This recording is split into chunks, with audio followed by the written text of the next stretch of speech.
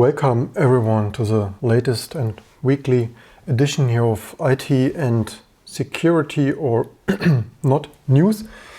Starting of course a regular company that has here a recurring first winning place in all this kind of security implications. Intel of course of CSME advisory here, firmware 2.11, and as far as I see, this is already from last year, and actually I had it already on my news to reiterate because I think we actually forgot to mention this here on this channel.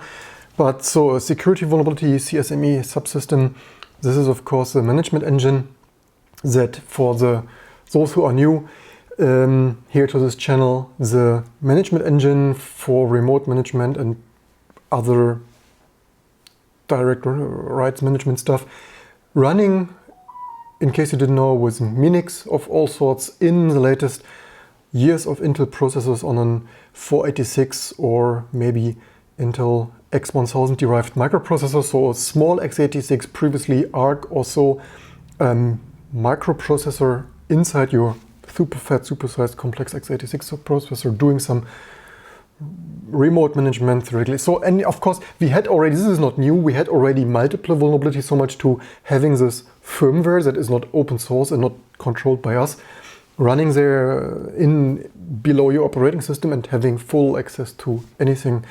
Those professional IT think it's a good idea for remote management, but yeah, security disaster to happen. Recurring theme here.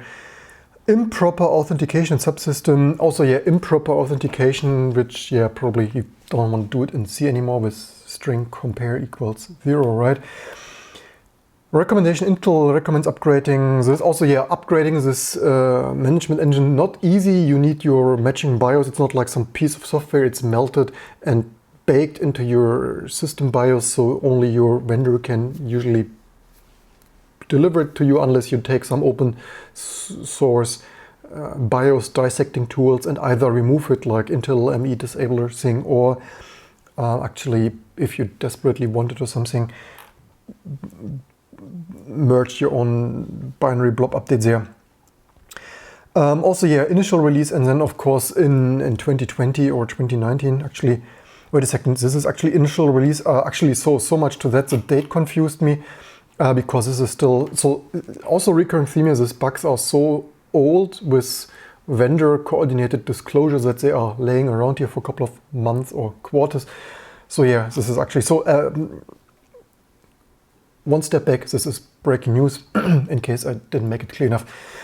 2020 2.11 initial release, and then of course 2020 wouldn't be 2020 if even the bug fixes of unfixable silicon Intel stuff needs already a bug fix of clarification of affected versions. Intel recommends, by the way, because this is partially, you need maybe a local LAN access or something. One of Intel's spokespersons said somewhere they recommend that you keep physical possession of your devices because they can't do security, allegedly. Other news sites, how bad is it? Other major news sites title unfixable boot ROM security flaw in millions of Intel chips. Also not the first time, in millions, so all your Intel CPUs at home of the last decades, or likely probably mostly forever, multiple unfixable security vulnerabilities, in case you were wondering, allegedly, apparently according to all those security researchers and news sites. Also exploitation is like shooting lone fish in a tiny barrel 1,000 miles away, which in my opinion, not really. Of even in local terms, if you are a corporation and you have the people coming in and out, it's not even that implausible to come there with your Ethernet and put it in there somewhere, and Mission Impossible style, right? So also 486 based. I think this is only, many news sites say 486 based. This is a little bit strange. I'm pretty sure this is Intel Quark X1000. It's no way, in my opinion, that they just plugged in their 486. So this is Intel Quark, but this probably sounds better. At least as far as, if you have more insights, then let me know. This of all the vulnerabilities, of course, many other vulnerabilities, Spectre, Meltdown, much more, dangerous. This is of course near motherboard firmware, and unless you are worried about your digital rights management and someone is hacking you, or you yourself are hacking your Netflix playback stuff. But yeah, so this is some DMA write race on boot up, and yeah, it's from all the vulnerabilities, it is the most harmless, but nonetheless breaking news in terms of what kind of quality those major Intel companies, silicon companies there deliver. Speaking about major silicon companies, of course, the currently major silicon provider here of AMD also has their share here of issues. Unfortunately, so brand new paper, maybe not yet widely published, most likely one of the major sources to at all internet-wide to shout this out. Unfortunately, new exploring security implications of AMD's cacheway predictors. So much to, is AMD totally safe? No, unfortunately not, of course. Spectre, so they were also partially needing software. Maybe also this is more of a software, like it can be software fixed or software workarounded. So it's of course a little bit of, yeah, you could argue like the hardware is doing speculative stuff as fast as possible, and then it's the operating system task to hide those speculative details maybe. But in any case, this new paper here, let's go to the summary because most of the stuff is anyway. The problem is going here through the stuff too detailed will easily take an hour. Besides, I need to study this. But here is, of course, a conclusion. The key takeaway of this paper, allegedly here according to the authors, is that AMD's cacheway predictors leak secret information similar to what we've seen at Intel. So previously more at Intel, but so not like it would be something totally new. And yeah, no surprise here in terms of highest performance speculative stuff.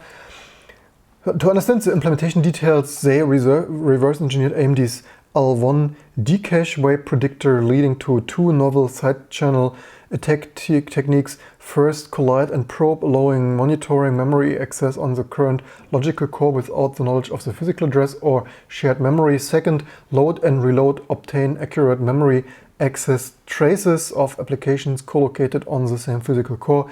They evaluated new attack techniques in different scenarios, established high-speed covered channel, and utilized it on a Spectre attack to leak secret data from the kernel. Furthermore, they reduced the entropy different ASLR, this is address space randomization, implementing from, meaning that you cannot, making the attack harder for those who are new to this stuff, meaning in previous times, like before Linux 2.6 something and Windows, whatever that was, XP or whatever something, the addresses were all fixed, meaning you load something and application is always loaded to the same address, the DLL is loaded to the same address, kernel loaded to the same address. So if there is a security vulnerability, you have it super easy because all the addresses were fixed. Since over a decade already, major operating systems randomize this location so that if there is a security vulnerability, that it at least is harder to exploit it by having all those addresses randomized, and you cannot rely like at 1, 2, 3, 4, 5, 6, 7, there is your task, state, page table, whatever process, ownership and process rights and stuff, so that at least exploiting stuff is way more difficult, although not impossible. We have seen it in many techniques, deriving information from all kinds of side channels to mitigate this.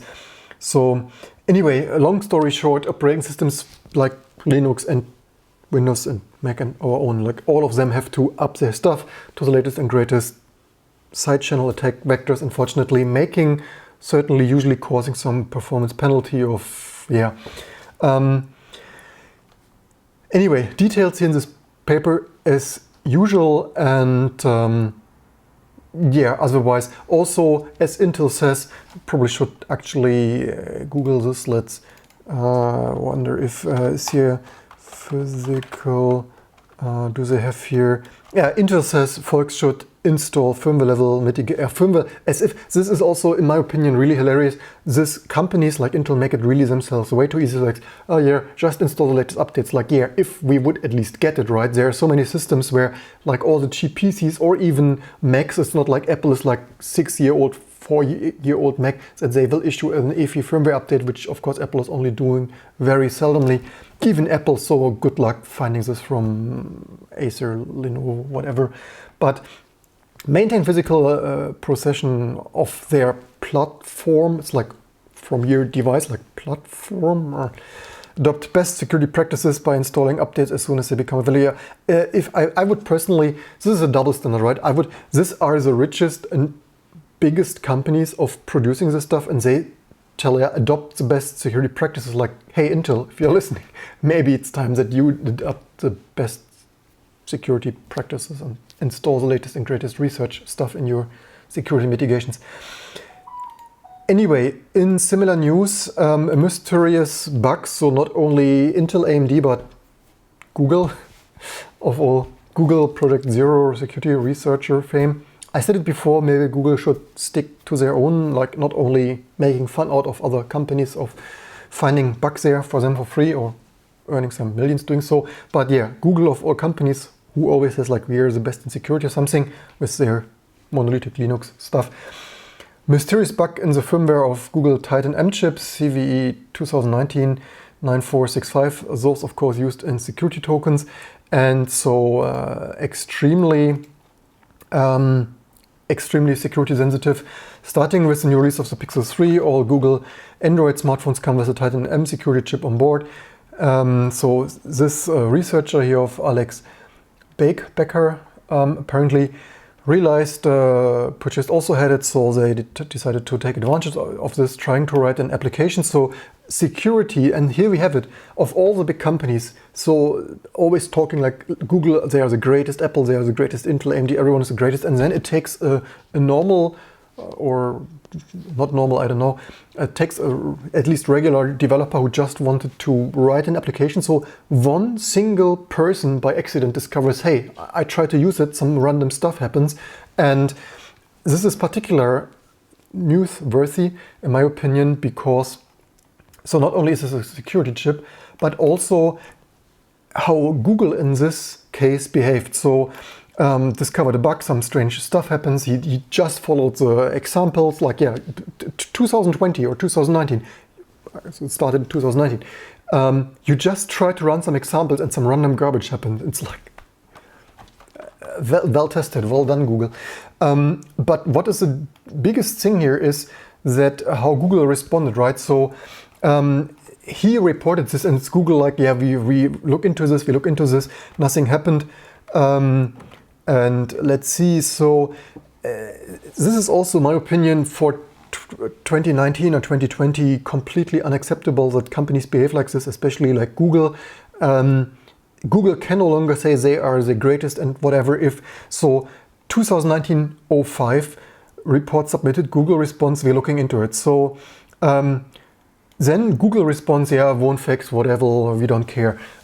So also they tell them that you're holding it wrong. You are writing your code, like you're copy and pasting your example wrong. The Google team tells them the error is in the implementation, caused undefined, caused the exhibited behavior. It's not actually a bug in Android, so he should use it differently. So neither of those. So Google research, Google security team says, yeah, YOLO, whatever, won't fix. And by the way, you're doing it wrong. And then he says, neither of these suggestions made sense. It's like Google response. They found the Android key generation API is a bit confusing, but it's interesting to see that members of the Google Android security team struggle with this APIs as well, apparently, because, yeah. Anyway, they responded again, suggesting that they take another look and actually try to run the proof of concept application. Also 2019, right? You report some issue, and it's like, yeah, YOLO, whatever, we don't see it. Anyway, nothing, asks for a status update. Another week later, Google responds, we have no update at this time because, yeah, whatever, our security chip is not of utmost importance to us. Then they responded eventually, oh, hi, Server-T. After they said, YOLO, nothing to see, hi, Server-T. Then another, over half a month later, he asked for an upgrade. His Google response, they are still looking into it. Right after hi, Server-T, like, yeah, still looking into it. Ask for an update. Google response, apologize for the delay, saying that the issue is taking longer to remedy than usually 90-day window, asking if they intend to disclose, and if so, whether. So also not like, yeah, whatever, we are working on it, maybe eventually. Oh, by the way, are you going to disclose this? By the way, just asking for a friend, right? Response saying, don't intend to disclose yet, don't have a patch solution. Go along to disclosure. Google response, thanking for the clarification, assuming that they keep me up to date. So, and by the way, Google, after like YOLO, you're doing it wrong, and yeah, whatever, oh, it's high security, it's like, yeah, maybe, whatever, by the way, do you disclose? Then eventually, they do not even provide an update, right? It's always those independent researchers. By the way, is there any progress with this? By the way, hello, status update. Anyway, Google responds, the issue has been fixed and they are tracking the fix. By the way, it's not like Google responded. It's not like, hey, we fixed it. Like, by the way, what's going on? Oh, hey, we fixed it. Oh, okay. Thanks for letting me know, right? But they provide the details soon. Are tracking the fix for December, right? By the way, this is October, right? So still 2 months of high Server-T and a security chip. Yeah, maybe in December, maybe for Christmas. They responded expressing that glad that it's fixed, asking for a status update in November. Google response, we like to acknowledge the contribution publicly CVE assigned 2020-0014. Responded, hey, thanks for the upgrade. Ask if the fix is still on track for release in December. Google response, thanking again, the usual, like Silicon business. Hey, everything, how are you doing? Everything is fine, but yeah, nothing really much to see. Sharing the disclosure plans, still on track for December.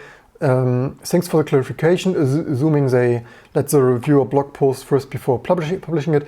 Then Google response, CVE number was given previously is incorrect. It's like, what can possibly go wrong? I mean, first you say YOLO, nothing to see, then, and by the way, you are coding it wrong, then like high Server-T, then nothing happens, then still nothing happens, eventually, oh, here's the CVE, then even the CVE number was wrong. In case you were wondering what the big companies are doing there with their latest and greatest security running a Linux kernel for that security measure. Google response, the rewarded committee decided to reward them for the, as if this is the uttermost important, but nice to have. Always responding with thanking each other because, hey, thank you, okay, thank you very much too. Google response confirming the suspicion that the bug was in the Titan M firmware but doesn't provide any additional information. In the meantime, nearly half a year has gone, right? Responded reporting finding after installing the security update, the bug is still present. So after they released the update where they said, hey, we fixed it, the bug was still present, right? And this is exactly our recurring theme here, why I detailed this so long, not only how big corporations work and respond to high Server-T security issues, but also that they issue a bug fix and it doesn't even work, right?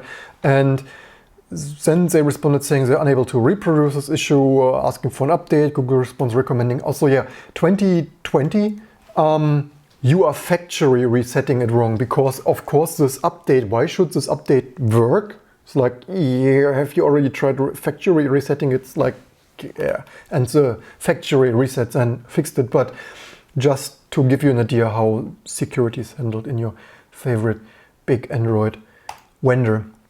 In similar news, big vendors, Letsencrypt, the free, what we are also using, certificate authority here has a rechecking bug. They discovered, Letsencrypt found a bug in their CAA code, CA software. Boulder checks the CAA record for the first time, validates, and they had here apparently some validates the subscriber's control of the domain name. Most subscribers issue the certificate immediately after the domain control validation, but they considered validation good for 30 days. This means that some cases they need to check the CA record a second time just before issuance, specifically whatever. But yeah, they basically want, not sure, leave me in the comments below if this is too much of a deal, it sounds a little bit that if someone changes the domain or something are a little bit strange. But anyway, they wanted to revoke millions of certificates, and after figuring that maybe that might cause some internet disruptions, they only revoking some hundreds of thousands of certificates as per yet. But yeah, 2020 and your favorite open source, also highly appreciated, because all this paying for certificates certainly also not the greatest thing to do all day. In other news, fake tech support, companies dupes 40k victims out of 8 million. In case you were wondering, the strange emails you get and phone calls, some people apparently fall for it. Just a recurrent shout out here that college dropout has admitted using malware and fake tech support company to con 40,000 victims out of millions of dollars. Former engineering student set up a bogus tech support call center. I really wonder how people fall for some people calling, hey, we're calling from Microsoft tech support and we want to do something with your PC. But yeah, really strange stuff that people fall for this. But yeah, fun fact, as you see, you get no free support. And if someone calls you from Microsoft, Intel and AMD and whatnot, then it's usually some fake support student thing. So yeah, probably tell your friends and family and stuff. In similar news, better news, AMD stuff on a site with too many ads. Nah, what a garbage. And AMD reveals, so coming to more positive news, we also have more positive news beside predictive AMD cache leaking stuff. AMD reveals RDNA 2 and CDNA GPU architecture, Zen CPU roadmap at Financial Analyst Day. So Zen 3 is coming, no surprise, they're apparently on track here. Their leadership you better hope, but I mean, obviously not really in GPUs as much as I wish for that, because certainly not taking NVIDIA with their close specification. But anyway, so I certainly hold here out for the next RDNA 2 Navi 2X because energy efficiency, so they say here 50%, I think somewhere, like Big Navi, so industry referring AMD's next generation flagship discrete GPUs based on RDNA 2 architecture, Big Navi. For a while now, however, preferred use that terminology, next generation GPU architecture dubbed RDNA 2, and isn't just an extension of Navi, but rather a second generation architecture that brings with it improved performance per watt, and yeah, certainly nice things to have. And yes, so certainly not good for AMD. I will hold out for this refresh here to upgrade our 1350X workstation goodness here, but otherwise here's some fancy marketing graphic prediction wise of Zen 2 and RDNA 2 micro architecture innovation, improved performance per clock, logic enhancements, reduced complexity and switching power. Also, yeah, reduced complexity certainly always good, not only in operating systems but also in instruction per clock. Performance per watt improvement on roadmap here of apparently another 50% allegedly, plus minus give or take or something a little bit. Hardware wise, hardware isolated ray tracing they say here. I always wish they would include more details, especially for us in-depth specification geeks wanting to know how especially this is implemented. Do they have, for me, because I'm often not even using this, so for me it's always better to have more general purpose programmable compute units that I can also use for any other neural network, artificial intelligence stuff, or is it really ray tracing specific hardware? I wish they would disclose here all those details a little bit more. Of course, using TSMC's advanced node zooms, meaning either 7 nanometer plus or 5 nanometer, depending on what TSMC can offer to the company at that time. Also here, said future, only TSMC and Samsung was so offering advanced process nodes. So yeah, data center, GPU stuff, 7 nanometer and advanced mode, and yeah, also Infinity architecture roadmap. Of course, those connecting those CPU interconnects there on those multiple chiplets. So, but no surprise, there's certainly this kind of stuff that they innovate and improve for each generation of higher performance. And as seen here on our own FPGA stuff, there's always some improvement here and there. And yeah, certainly there's always some, it's working, but we can make it better. So this is exactly what the company is doing. Unlocking accelerated computing. Yeah, it's always like unlocking, was it there before, with a little bit strange marketing terms, but whatever, better. Of course, always better scalability and unified data, whatever. You name it. Anyway, certainly nice to see this coming. Certainly more CPU power is needed to mitigate all the security mitigations. In similar news, Ampere or so Altra is the first to ship an 80-core ARM-based server processor. Here, apparently, allegedly, unveils the industry first 80-core ARM-based 64-bit server processor. If you're wondering, x86 stuff is the only high-performance stuff out there. Of course, other stuff is coming. Also in 2020, those massive parallel ARM beauties consume a whopping 210 watts.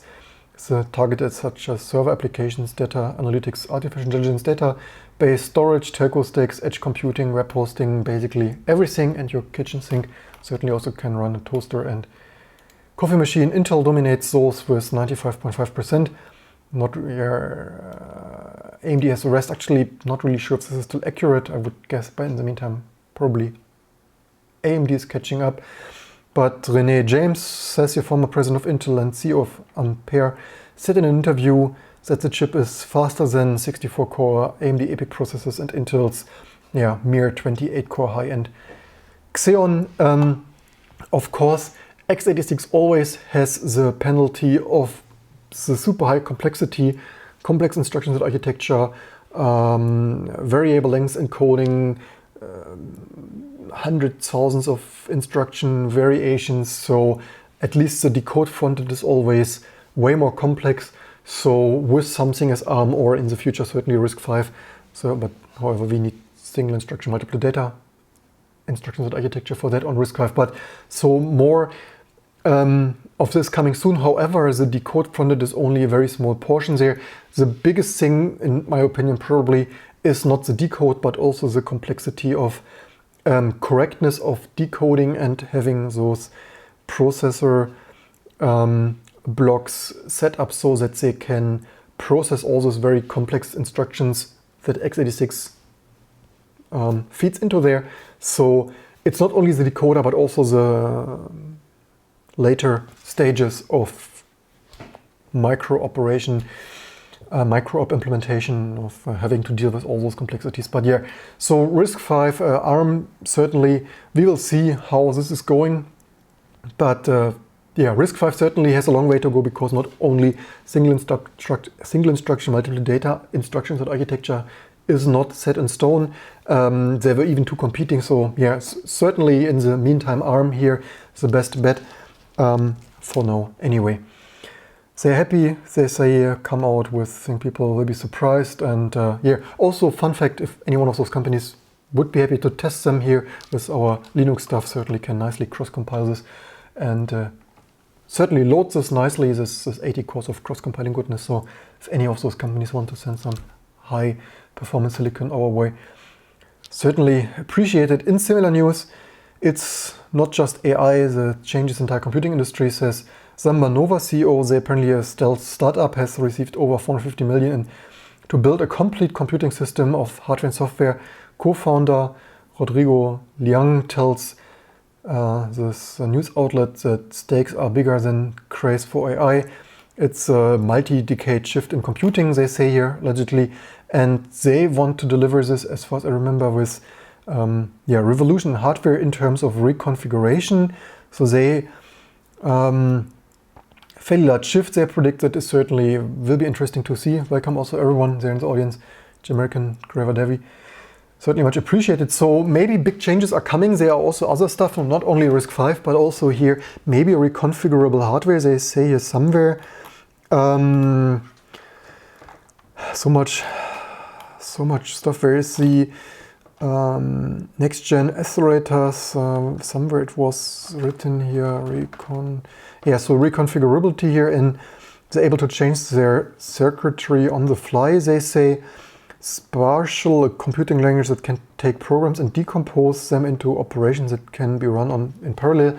I'm really curious to see. There were already many attempts of alternative computing stuff, not to mention quantum computers. But certainly nice to see. This sounds a little bit like FPGA, like reconfigurable goodness here on our channel. Certainly interesting to see what's coming out of this. But even there were other things, like it was also said that, what was it, memristors or something, was it HP memristors or something, computer is here to revolutionize the computing scene here for many years already, before we even started this. So much to revolutionize and nothing much happens. It's always also the problem of infrastructure, of an operating system for applications to make real good use of this, but certainly always on the forefront of technology. Interesting to see what's coming next. Speaking of coming next reports, Facebook's privacy tools are riddled with missing data, apparently. If you remember, Facebook had to, due to regulatory government frameworks, also open up some of their privacy tool stuff, and some researchers took a look there. So much to Facebook's like, hey, here's all your data, and then researchers take a look and it's like, yeah, and where's the rest of it? Because there are some gaps in there.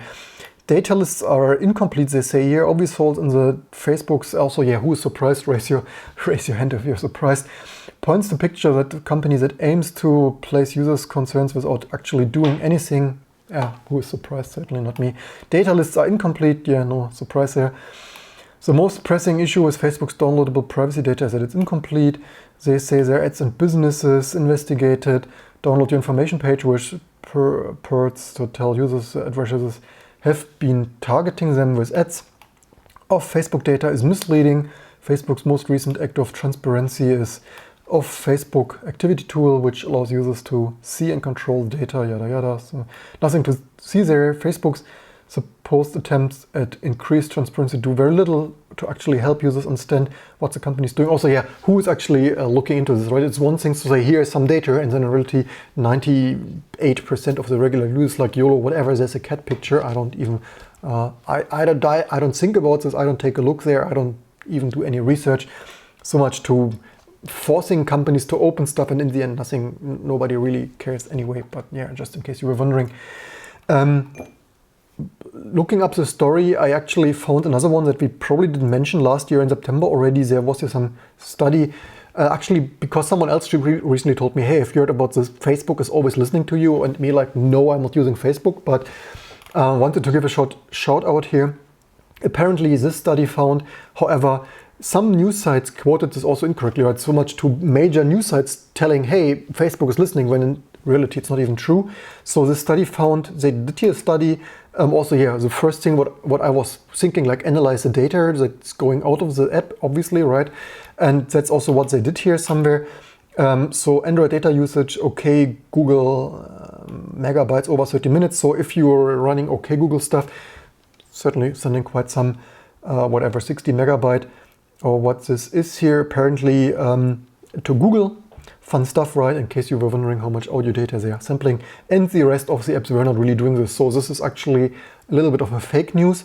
However, they write here that, or iOS High Siri here, by the way, 30 minutes is, by the way, apparently less data, 18 megabytes only, or whatever apparently unit that is. In case you were wondering how much Siri and OK Google stuff is sending to Google. However, they found something they didn't expect. So far it sounds so good. They are not listening as much, at least if you're not running OK Google and Siri, Hey Siri stuff. However, they found something they didn't expect, which is apparently they found this is making screenshots, which certainly is similar concerning. And they write here even worse, apparently. So harsh truth is that doesn't need to perform technical miracles to target you via weak signals. Get much better ways to do, actually. They write constantly being gathered something. Anyway, where's this screenshot? So here, they write here, apps were automatically taking screenshots of themselves and sending the data to third parties. In one case, the app took videos of the screen activity and sent information to screen parties. Like, seriously, what the heck? I wish more users, I said this before, I wish each, if we innovate in mobile operating systems, which probably we need to do as this with, as in a set state, the state is, I said it before, whereas even my phone is further away because I'm not a phone junkie.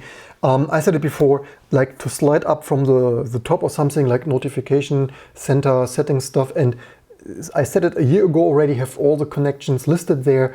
Android, like system-wide, like not like the application needs to voluntarily do this, but have a server names, IP addresses, and data in and out, so that everyone, each and everyone, even if you're not that technically skilled, at least get some broad overview. And if you're technically skilled, see the details of what ports, of what data amounts, potentially even more. It's going in and out of there. I wish that would be standard in 2020 already. In similar news, Apple, because they are so completely not guilty of slowing down your phone, pays up they wish only 500 million to settle US lawsuit over slow iPhones. In case you were wondering if Apple is doing there something intentionally of not guilty, they always say, right? Because whatever. Agreed to pay 500 million to settle litigations, accusing them of quietly slowing down older iPhones as it launched new models to induce owners to buy replacement phones and batteries. In case you were wondering if that is a thing, apparently, maybe allegedly to probably they're a little bit guilty, right? In my opinion, they look a little bit guilty if they pay $500 million for that. It calls for Apple to pay consumers $25 per iPhone, which may be adjusted up to down depending on how many iPhones eligible, with a minimum total payout of $310 million. Apple denied wrongdoing and settled the nationwide case, avoid burdens and cost of litigations, court paper shows. And yeah, my opinion, leave in below what you think. In my opinion, if they would not be guilty, they would not pay $500 million. But maybe I'm naive and they are totally happy and nice people and don't slow your phone. But anyway, in last but not least, news here, environmental news, but also simple systems have less downtime. So no surprise there, just a little bit of other random data underlining here our story of keeping stuff stupid simple. In terms of, here's an example in terms of a container ship, carries over 18,000 containers, if you were wondering how that is looking. I've never seen that before. However, they write here, 13-person crew navigates the world's largest container ship. Simple systems have less downtime. I only wanted to include this as some outlook and guidance for you to playing along at home, writing software and systems and designing systems. So ship systems contain simple systems that are easy to operate and easy to understand. Also so much to having a T2 security chip in your MacBook that fails apparently, according to Louis Rossmann, firmware update and your T2 security chip. So much to keeping stuff stupid simple. Takes a ship's steering system, for instance, a rudder is pushed left or right with metal rods. Those rods are moved by hydraulic pressure. That pressure is controlled by hydraulic pumps. That pump is controlled by an electric signal. Signal is controlled by an autopilot. If the autopilot fails, steer the ship manually from the wheelhouse. If the electronic system fails, go to the rudder control room to control the pump by hand. All the stuff, I wanted just to mention this because all the stuff you can't do anymore with this over complex systems of, for example, Apple can't change the RAM, can't change the flash, can't anyway boot without T2 security chip. Just to inspire you as an example of people understand, because some people always think like put everything into the software and at the end certainly it becomes an unmaintainable labyrinth of spaghetti nightmare similar to ships and cars. What is good there? Keeping stuff stupid simple and just working and fixable. Certainly, why simplicity leads to less downtime. Probably to no one's surprise, troubleshooting takes less time. The less complex it is, easier you find the stuff, more alternative solutions, and so on and so on, in case you were wondering. I hope you, also because people always wonder what are the solutions, in my opinion, keeps these systems stupid simple. Not only your operating system and processes like complex instructions architecture, right, with hundreds, thousands of instruction codings and security protocols and applications. Anyway, as always, looking forward to hear from you what you think. Leave it in the comments below. And to recap, new Intel CPU vulnerabilities. AMD also a little bit affected there in terms of cache readout here, exploiting security implications on AMD cacheware predictors. And even Google can't do security chips right. and just to give you an overview of the biggest news of this week. I hope you enjoyed this and learned something, and I hope to see you soon for the next videos and live streams to come.